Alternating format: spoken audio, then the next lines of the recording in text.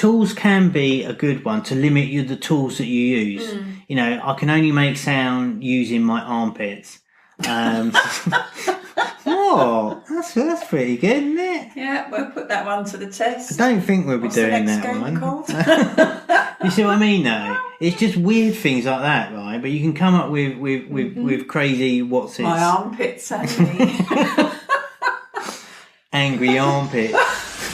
This is the Rising High Extended Tea Break, the game dev podcast bringing you the best practical, actionable advice for indie game developers. Brought to you by RisingHighAcademy.com. The kettle's on, so let's go listen in. Well, hey there, and welcome to episode 21 of the Rising High Extended Tea Break. My name is Kevin, and I'm joined with Gilly today. Hello, Gilly. Hello, I'm here. How are you today? I'm okay, thank you. Alrighty, so what we got today? Let's go over some constraints in your projects and why designing under constraints will make you a better game designer. Good subject. So constraints is a very valuable process to go through. Now, when you said this, there was a story I heard years ago about Ernest? This is a good start. We'll cut that out later. Ernest Hemingway. And supposedly he bet some friends that he could write an entire story in just 6 words. Now, that sounds pretty out there, doesn't it? It's not something I've heard of, actually. Yeah, so it seems like a really impossible thing to do, but this is what he came up with. For sale, baby shoes never worn. Mm.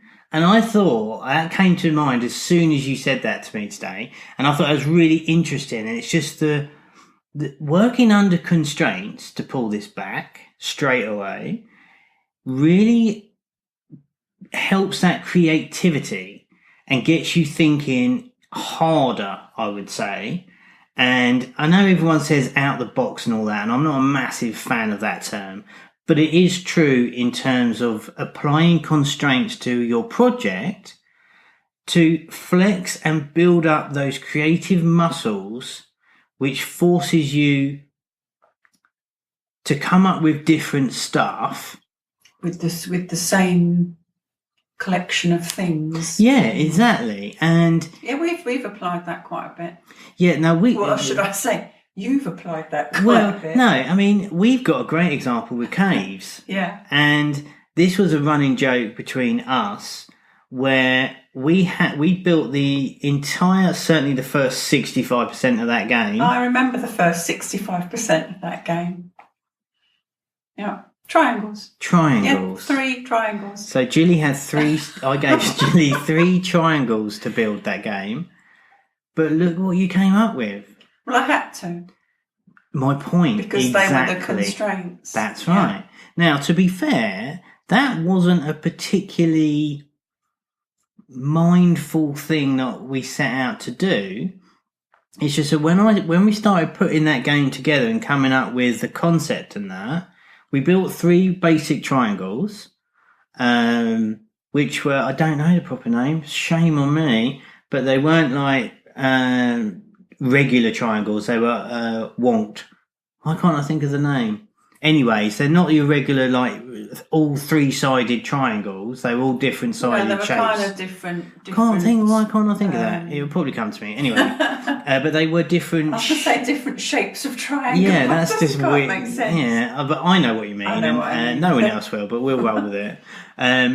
So we had those when I built those to sort of start mocking the things up, I could see that there was tons of they were making really interesting shapes, and I was thinking, oh, this has got loads of scope here for me, and then it was just like we ran with it. Yeah, you threw it my way and you went, yeah, ta-da. Let me know when you're done. Okay. But that worked really well, and you came up with some incredible levels with that. I remember getting through a few levels and thinking, oh, there's nothing else I can build with this. But then you said to me, you're not having anything else. I'm not building anything else at this moment. That's right. So, you take yourself back to the drawing board and you mess about with it. And that's right. Something clicks. And you came up with some really interesting stuff that I certainly would have never have imagined. I did note that kind of when I was kind of, I don't remember how many levels I'd got to, and you said, okay, I'm going to have a go. And you spent a day, and then you went, that's not enough in this. I need to build something else. That's right. I bowled in and added new stuff because I and felt... all of a sudden, all these new shapes kept appearing. I'm thinking, hold on a minute. I've had 3 triangles for about 3 weeks. You've sat here for a day, and all of a sudden we've got a white one, and we've got a thing that goes round. Oh yeah, spinning spike, yeah, all sorts. Yeah, well, I looked at it, I thought, I can't do this. It's impossible. But the point was that you've exhausted the amount. I did exhaust it. You kind of got to that limit, and as we started playing through it, the game itself needed new visuals and mechanics to go in it. Hence, constraints can only take you so far. That's right. Until it is literally exhausted. I think so. Unless you really run with it and make it all depends really on exactly what you're doing. But the point being there is, and I know it sounds mean, but you did such a good job because of that. I think it's a really positive thing you can do. Yeah, it is. On many different projects. Do we have a list today? I think sometimes if you go the opposite way, you're left with so many different avenues. You just sit and think, well, I don't know what to do next. Well, that's the thing as well. That's the thing. Which way to go next? If you say, well, here's a good one. So, right, go and build a game. Mm. What sort of game? Yeah, what do you want in it? That's right. Has it got characters? That's it. It's just like someone posting Can you just say, yeah, could have? Okay. Yeah, so imagine posting up a job post on like Upwork or something. Say, can someone build me a game? Yeah. That sounds random. It sounds ridiculous, doesn't it? But even though you might think, right, I want a match 3 and it's got to be cute and something else, then that is your constraint. Mm.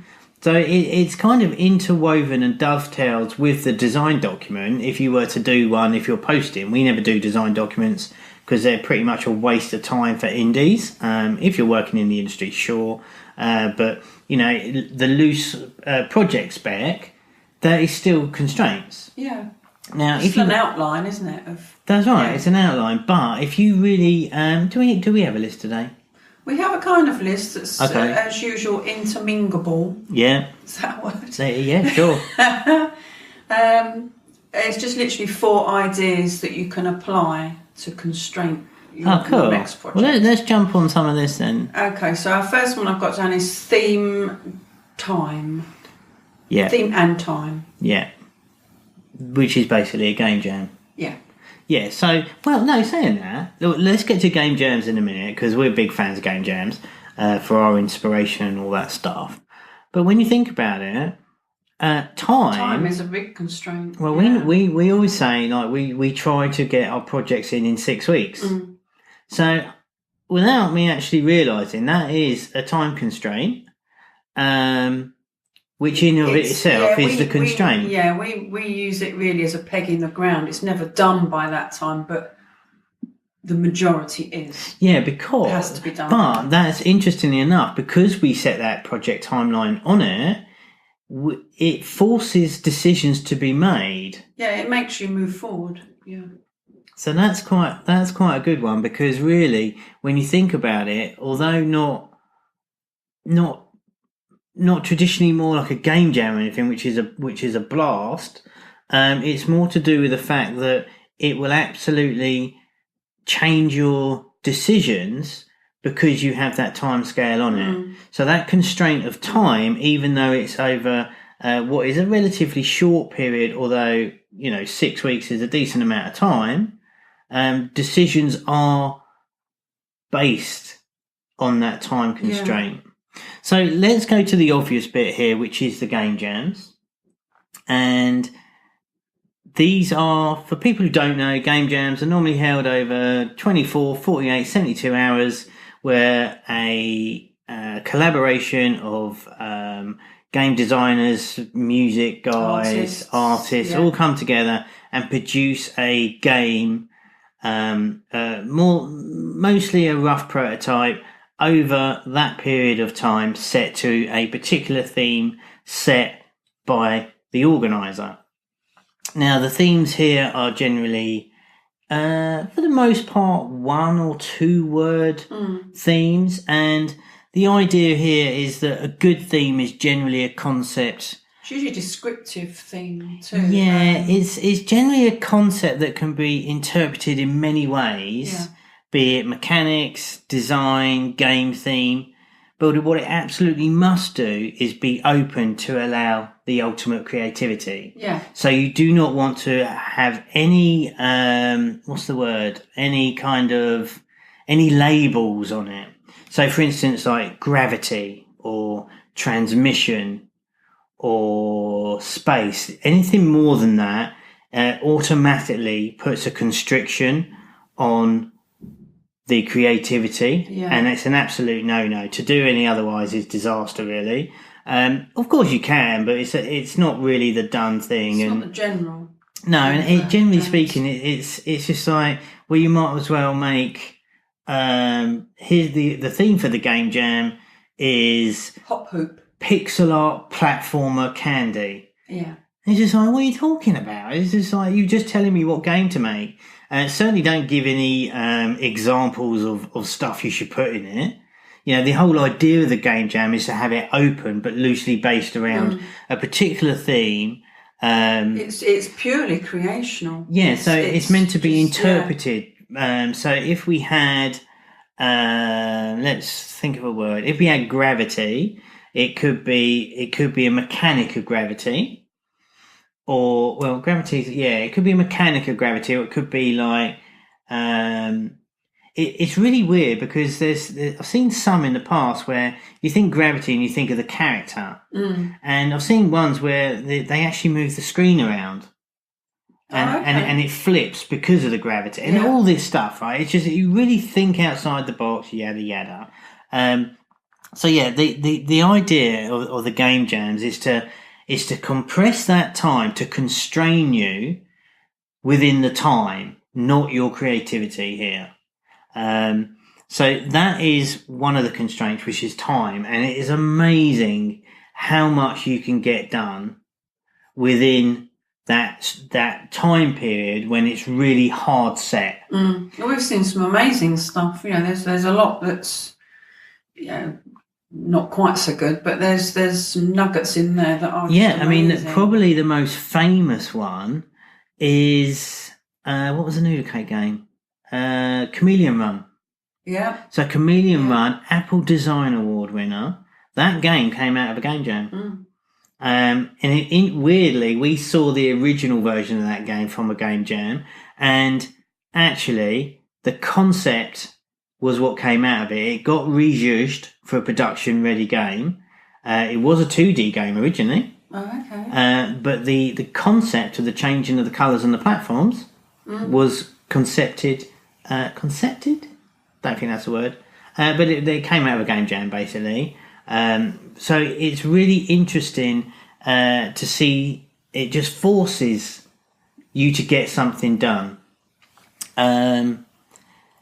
Now, there is Parkinson's law that goes quite closely with this, that states work expands so as to fill the time available for its completion. And that basically sums it up for me on this one. Projects will take the amount of time you allocate to do it.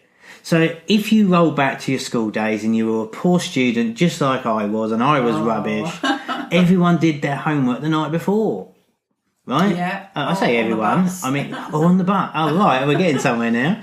So do you see what I mean, though? But you got it done. Now, it wouldn't have been the best work, sure. But I always remember, like, you had summer holidays homework or whatever, right? Oh, God, 6 weeks, summer holidays. You had 6 weeks to do it in. It was the night before you went back to school. That's right. And everyone crammed it, right? But you still got it done because you knew you had to and the constraints were set.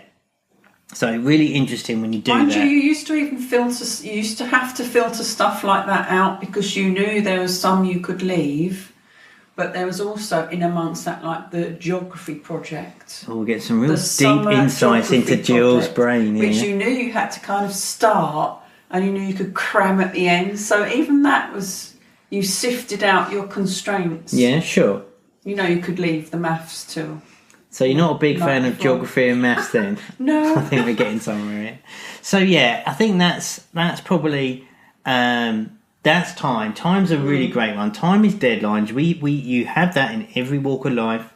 If you're doing the 9 to 5, you will have stuff you got to do. You know, whatever you're doing during the day, you will have time limits and deadlines on that stuff. Well, I think that's probably more so for people who are at jobs. Absolutely. You know, by 5 o'clock it has to be done. That's right. Ours is more. We can apply a more loose deadline, but it's still a deadline. Yeah. So you know, especially for people doing this as a side hustle, it's even more important to take those rules and those constraints from what you're used to as your day job into your game building thing, because nothing ever gets done anyway. And it's just amazing how much, when we spoke a bit about focus and stuff before, and it's amazing how much you can get done if you set aside the time to do it and you schedule it in and all of that kind of stuff. I mean, even if you're building something as a hobbyist, it still needs to be finished. Yeah, that's right. So this is why adopting this this constraint is really powerful to keep you moving forward and getting actually something done that we spoke about before. Okay, so that was theme. Oh, theme. We haven't really talked about theme, really. Yeah, maybe. We hit on it slightly. So the jam themes. Yeah, I think it's a good exercise to do. And what's good about this? I mean, you put designing under constraints will make you a better designer, a better game designer, and I totally agree. It really does. It's like you're honing your craft here. You're trying to think differently, and you're building those muscles because you're having to think harder. And it's almost like problem solving to a certain degree. Where when you constrain yourself, the new problems arise, which you have to think logically about overcoming. So yeah, theme's an interesting one. The caves triangle one is a funny one. I'll never forget that. But that's a really good example. So if you limit yourself to a certain theme, that can be a real incentive to push you forward. It just makes you creative as well. It does. It builds that muscle. Creativity is a muscle, and this is one of the exercises to really start building it. Okay, what's next? Artwork. Okay. Shapes. Oh yeah, so shapes, triangles. We're never going to make a game with triangles again. The triangles again. So yeah, the artwork. Now, artwork, I think. I see why we haven't got a list this week, because it really is all together, isn't it? Yeah, I think. I mean, imagine if we said today, this weekend, make a game purely out of squares. Now, immediately, make a change from triangles. Well, I just want to mix it up, give you another side to play with. But the point is that it actually, when you think about this, if you're building a game right now, and we say to you, right, you make us a game and submit us a game purely with only squares included, your brain goes to a very different place. Immediately, it gets the brain thinking, and that's a really powerful exercise to do, as we said. So shapes is a good one. Artwork, you could do like pixel artwork, or I think we did kind of do a complete game with squares. Chambers. Yeah. Chambers was all squares. It was actually. Little squares, big squares. Yeah, black squares, white squares. That was it. Yeah, that's weird, isn't it? The character was square. Yeah, I think for those of them back though, I mean, we were using Build Box 1 for those games, and to be fair, the engine wasn't up for doing much else. I mean, not in terms of like theme, as in game type. It was a very rudimentary engine at the time, the very first version, and game types were extremely limited. Yeah, well, it was a kind of a rage game era, was, wasn't it? Yeah, really? exactly. Yeah. But using the different sort of shapes in this thing, it can really get you into thinking about how the different ways you can use them. Yeah. So obviously everybody knows a square, seriously. But what if you turn it, 45 degrees? You've almost got, a four-sided triangle or whatever. And if you join the one together, then you can make anything. I mean, pixel art is squares. Yeah, you can build anything with it. Yeah, so it's just a different way of looking at it, and this is why it's a powerful exercise to do this stuff. Now, the other thing here is colours. Yeah. Have we got colours? Yeah, we've got colours coming up next. Yeah. Yes, I think it's time for colours because colours restriction the colour palette, like you just said. Yeah, that's a really good one because that will really help you with your artwork skills as well. Because you think, right, so the obvious one here is doing like a 2-bit game with 2 colours. You can only make a game with black and white or red or blue or whatever you want to do, and that then bleeds into how you design your levels and what colour does what's an enemy or what do I have to do, what colour's the character, can the character go through red or blue or whatever. It's a really weird thing. It really makes you think, especially with just 2. That's right, it makes you think, and that's the whole point of this one for me. It's just it makes you think about stuff differently, and it can create some weird ideas. Now it's difficult, right? It's a difficult one to do, but if you start actually thinking, right, my colours, let's go black and white, right? There's a lot of black and white games out there. So you'd have to be quite tough with yourself, wouldn't you? Really, because it would be easy to say, oh, this doesn't work. That's right, but I think there was a famous. Another famous saying from the dude at Amazon, Jeff Bezos. And he said something like, the only ways to get out of a tight box is to invent your way out. I probably butchered that. But the point is that if you can put yourself inside this, you're strict with these constraints, some really interesting, you have to invent ways to overcome these problems. And you can almost always come up with a really interesting idea by forcing these constraints upon yourself. Okay, I think, is there anything else, Julie? I mean, I don't want to over-egg this one. I think it's a really powerful thing. I think the time is the massive one. Yeah. Colours is an interesting one. Artwork certainly is one way to do it. I learned a lot when we were building caves. Yeah. I honestly didn't. I just got to the point where I thought, there's nothing else I can build with this. It's funny because when I was at art college, we had what did we have? We had like a sculpture lesson where we could only use circles to create a sculpture. Okay. And it was funny because like being the arty-farty type, everyone I think we had an hour or so to do it. It was like an exercise to do as part of the curriculum, right? And then everyone was heads down doing their thing or whatnot. But when you looked up, everybody had something different, which is amazing, right? You got a circle, like we used cardboard, I think, cardboard circles, and every one of them was different. Yeah, everyone thinks different. It just shows you, doesn't it? Everyone has different levels of creativity. 1 hour, yeah, using circles of cardboard, create a structure. And it's just like, holy crap. But you had to do something, which meant you started. And it's the same premise here. It's a really good exercise, and you never know that by doing these mini exercises. Actually, we might do one for the academy. That could be really good fun. Good. That could be fun, actually, couldn't it? Double up the Friday Live to 2 hours. Oh, that look.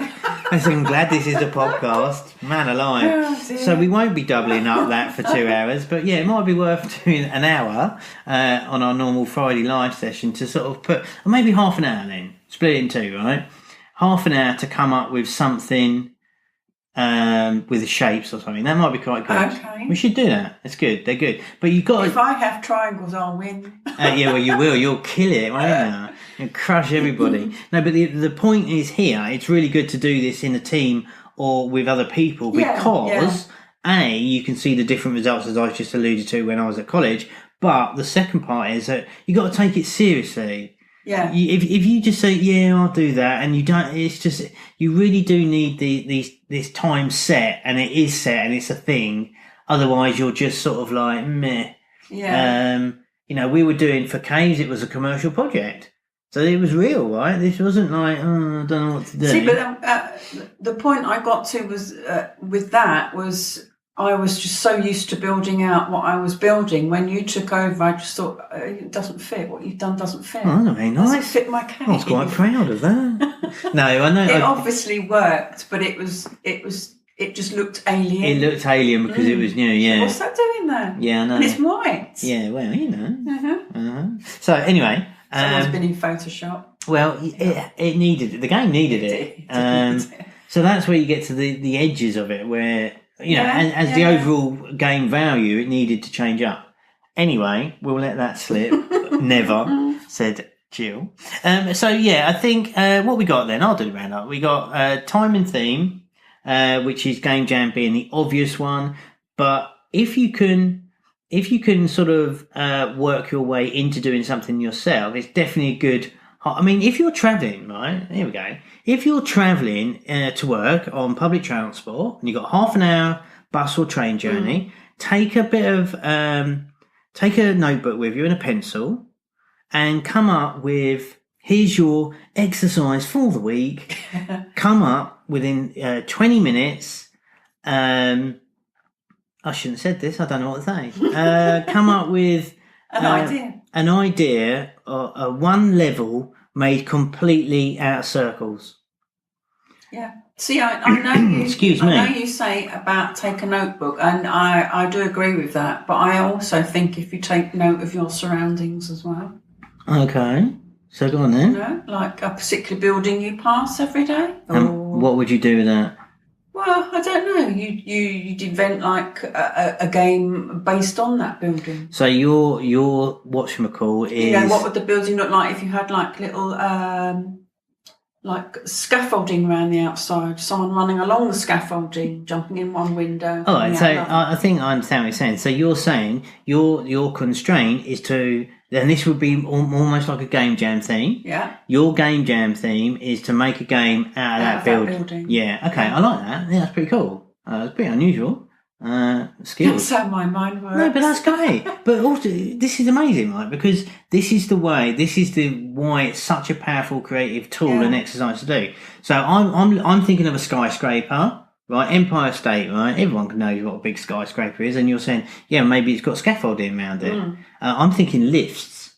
Oh, yeah. And windows, hopping out one window to another. Yeah. Right, so we've got scaffolding, we've got lifts, we've got windows. Yeah. What if you got a big ass, what do they call those things that go on chains and balls? The big... Cranes? Yeah, that's it, cranes. No, the blooming... Oh, the demolishers. The demolishers, yeah. What have you got one of those at the top? So that's 4 ideas out of one building. So you've got to get down to the bottom floor before the demolishers. Yeah, like Donkey Kong style, right? Or anything. Yeah. Maybe you can. Maybe you have to blow up certain walls to get through. Maybe you have to slide levels out. Maybe like a Jenga puzzle. But this is the exercise which is really good to do because it comes and all of a sudden, actually, that scaffolding is not a bad idea. I kind of like that idea, but this is it. But sitting down and having these sort of like mini creative sessions really gets your ideas going. I think it was James Altucher as well. He said something like he comes up with 10 ideas every day and writes them down. I think it was like that. I'm full of quotes there. I don't know what's wrong with me. But it's something like that. And it just builds up that muscle of creativity. Yeah, it does. And when you apply that to your game design, it's all in there somewhere to pull from. Okay. Don't ever ask me to do the... Don't ask me to do the roundup. We never finish. Okay, I will say time and theme, like we just said. Artwork and shapes is always a good one. Colours is a really tricky one, but a good exercise to do. Yeah. Tools, maybe? I don't think we mentioned tools. No, we haven't gone through tools. Yeah, I would... Would you use tools? Well, I think sometimes it's quite good. So I can only make a game using MS Paint. Oh, okay. Or I can only make a game using Text Edit. So I can only make a game with fonts. Oh, okay. Right? Going really left field here. But tools Very difficult. Tools can be a good one to limit the tools that you use. You know, I can only make sound using my armpits. Oh, that's pretty good, isn't it? Yeah, we'll put that one to the test. I don't think we'll be What's doing the next that game one. called? You see what I mean, though? It's just weird things like that, right? But you can come up with crazy what's it? My armpits only. Angry armpits.